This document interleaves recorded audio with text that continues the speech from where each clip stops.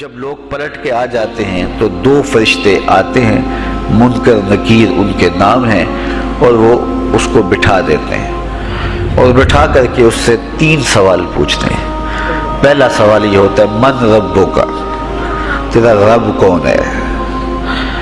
اب کوئی مانے یا نہ مانے، رب تو سب کا اللہ ہی ہے، یہ تو حقیقت ہے، یہ تو طے شدہ ہے، لیکن جو عقیدہ دنیا پہ رہا ہوگا وہی عقیدہ اس کے لہجے میں آئے گا۔ تو اگر ہم اپنے رویے سے، اپنے عمل سے، اپنے عقیدے سے واقعی اللہ کو رب مانتے ہیں تو پھر قبر میں جب سوال ہوگا من ربک، تیرا رب کون ہے، تو پھر کبھی بھی جواب دیتے جھجک محسوس نہیں ہوگی۔ بندہ عرض کرے گا رب اللہ، میرا رب اللہ ہے۔ دوسرا سوال قبر میں یہ ہوگا کہ ما دینوں کا، تیرا دین کون سا ہے؟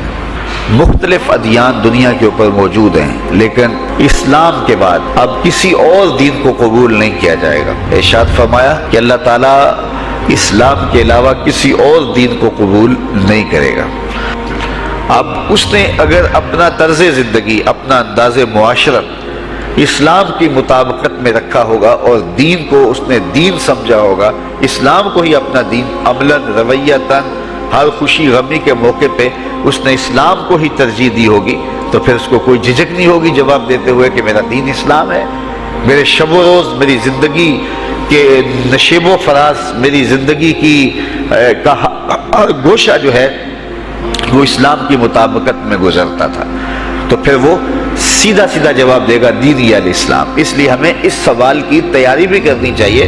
ہم صرف مسلح کے مسلمان نہ بنیں کہ 5 نمازیں پڑھ لیں، روزے رکھ لیے، تراویح پڑھ لی اور حج کر لیا، تو اس سے ہم مطمئن ہو گئے کہ ہم مسلمان ہیں۔ اسلام ایک مکمل اور اکمل اور کامل ضابطۂ حیات ہے، اپنے ماننے والوں کو زندگی گزارنے کا پورا اسلوب اور مکمل کامل رہنمائی دیتا ہے۔ ہم نے ہمسایوں کے ساتھ سلوک کیسے کرنا ہے یہ ہمیں اسلام بتاتا ہے، ہم نے بیوی کے ساتھ سلوک کیا کرنا ہے یہ ہمیں اسلام بتاتا ہے، اولاد کی تربیت کیسے کرنی ہے اسلام کی واضح تعلیمات ہیں۔ ہم نے سفر کرنا ہے تو انداز سفر کیا ہونا چاہیے اسلام نے ہمیں بتایا۔ کاروبار کرنا ہے تو ہمیں اللہ اس کے رسول نے واضح 2 ٹوک اور سیدھے سیدھے احکام دیے ہیں کہ تم جب کاروبار کرو تو تم اس انداز کے ساتھ کاروبار کرو، کم نہیں تولنا، کم نہیں ناپنا، جھوٹی قسم نہیں کھانی، سود نہیں لینا، ملاوٹ نہیں کرنا، ایک ایک چیز وہ اسلام نے ہمیں فراہم کی ہوئی ہے۔ تو پورا دین جو ہے جب ہم اختیار کریں گے، ہمارے رویے، ہمارا طرز زندگی، ہمارا انداز معاشرت جب دین اسلام کے مطابق ہوگا تو قبر میں اس سوال کا جواب دینا ہمارے لیے کوئی مشکل نہیں ہوگا۔ اور اگر ہمارا طرز زندگی کچھ اور طرح کا ہوگا تو کیا صرف یہ کہہ دے کہ ہم مسلمان ہیں؟ یہ تو پھر ایک کافر بھی کہہ سکتا ہے کہ میرا دین اسلام ہے، ایک منافق بھی کہہ سکتا ہے کہ میرا دین اسلام ہے، لیکن ایسا نہیں ہوگا۔ جو ہماری کیفیت قلب ہوگی قبر میں اس کا جواب اس کی مطابقت میں آئے گا۔ یہ کافر جواب نہیں دے سکے گا کہ میرا رب اللہ ہے، کیونکہ وہ عمل سے، رویے سے اب اس کو اپنا رب نہیں مانتا ہے، تو حقیقتاً تو اس کا رب اللہ ہے، لیکن وہ یہ جواب نہیں دے پائے گا۔ اسی طرح جو شخص اپنے طرز زندگی کے اندر اسلام کو داخل نہیں کر چکا ہے اور اسلام کو اس نے اپنا ہادی رہنما نہیں بنایا ہے، تو وہ قبر میں اس سوال کا جواب کیسے دے سکے گا کہ میرا دین اسلام ہے، چونکہ اس کا رویہ، اس کا طرز زندگی اور اس کا انداز معاشرت ایسا نہیں رہا ہوگا۔ اس لیے ہمیں اپنی زندگی کے شب و روز کو اسلامی تعلیمات کے سانچے میں مکمل اور کامل طور پر ڈھالنا ہوگا، تاکہ جب قبر میں سوال ہو تو ہم جواب دے سکیں کہ ہمارا دین اسلام ہے۔ تیسرا سوال، فرشتے پھر پوچھیں گے حضور علیہ الصلوۃ والسلام کے روضہ دور سے اور قبر کے درمیان سے پردے ہٹا دیے جائیں گے اور رسول کریم صلی اللہ علیہ وسلم سامنے ہوں گے، اور فرشتہ حضور کی طرف اشارہ کر کے کہے گا ما کنت تقول فی ھذا الرجل، ان کے بارے میں زندگی میں کیا کہا کرتا تھا۔ تو یہ حضور علیہ الصلوۃ والسلام سامنے ہوں گے اور یہ سوال پوچھا جائے گا۔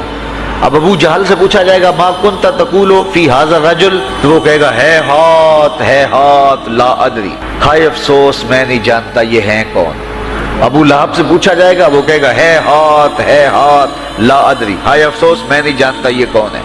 اچھا جانتا نہیں تو پتھر کس کو مارتا تھا، جانتا نہیں تو گڑے کس کی راہوں میں کھدواتا تھا، جانتا نہیں تو اوجریاں کس کے اوپر ڈلوایا کرتا تھا، آنکھیں پھاڑ پھاڑ کے تو ساری زندگی دیکھتا رہا، لیکن آج ابو جہل قبر میں اترا، حضور کی صورت نورانی سامنے ہے اور پوچھا گیا کہ یہ کون ہے، یہ نورانی چہرے والے کون ہیں؟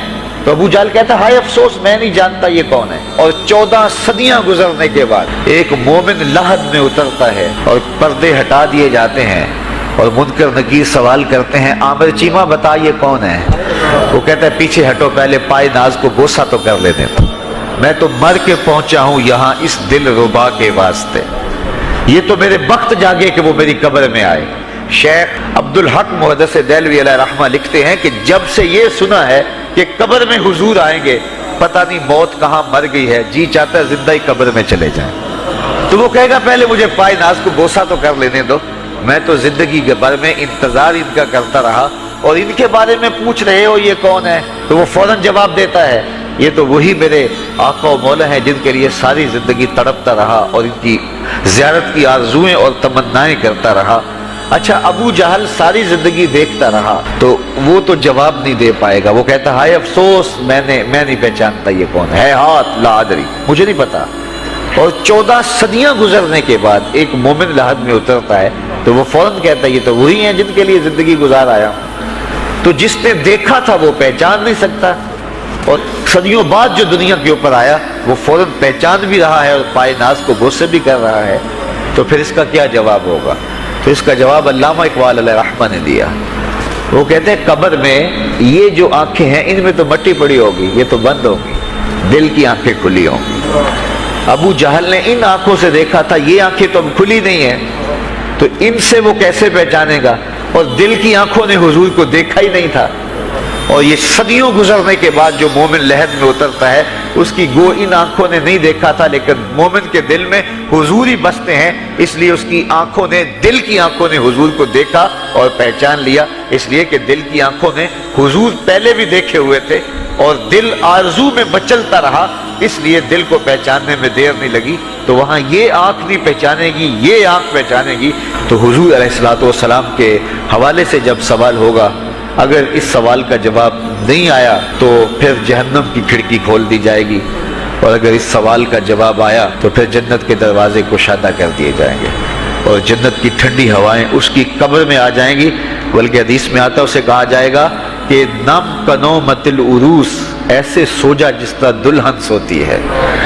اور وہاں سے لے کر کے حشر تک کا سفر جو ہے اس کے لیے بہت لمبا سفر نہیں ہوگا. وہ ایسے ہوگا کہ جو ہے وہ ایک خوبرو کے گلے سے ہار گرے گا اور وہ موتی ٹوٹ کے گر جائیں گے اور وہ اس کو چننے میں مصروف ہو جائے گا. ابھی سارے موتی چن نہیں پائے گا کہ قیامت آ جائے گی. یہ مومن کے لیے اللہ نے آسانی رکھی. 50,000 سال کا دن ہوگا یوم محشر, لیکن جو مومن ہوگا اس کے لیے حشر کا اتنا بڑا دن ایسے ہوگا جتنا عصر کا وقت ہوتا ہے. تو اتنے فتح مکہ کا دن ہے. آپ جانتے ہیں کہ حضور کے پیچھے ایک بچہ بیٹھا تھا, حضور کا ردیف, جو خوشی سے اچھلتا تھا. بڑی خوشی کا دن تھا لیکن میرے حضور کا سر عجز سے جھکا ہوا تھا, حتیٰ کہ امامے کا کور اونٹنی کی کوہان کے ساتھ لگتا تھا. لیکن وہ بچہ تھا, نو عمر تھا, وہ اچھلتا تھا خوشی سے. تو حضور سے روکتے تھے, پھر وہ اچھلتا تھا, پھر روکتے تھے. وہ بچہ کون تھا؟ تاریخ میں ڈھونڈے, نواسا نہیں ہے, کسی انصاری سردار کا بیٹا نہیں ہے, کسی قریشی سردار کا بیٹا نہیں ہے, حضور کے خاندان کا کوئی فرد نہیں ہے. ہم نے تاریخ ڈھونڈی تو وہ حضور کے آزاد کردہ غلام اور منہ بولے بیٹے زید بن حارثہ کا بیٹا اسامہ بن زید ہے. فتح مکہ کے دن اپنے ساتھ جس کو بٹھایا وہ غلام زادہ تھا. دنیا کو بتایا محمد عربی غلاموں کو عزت دینے آیا ہے.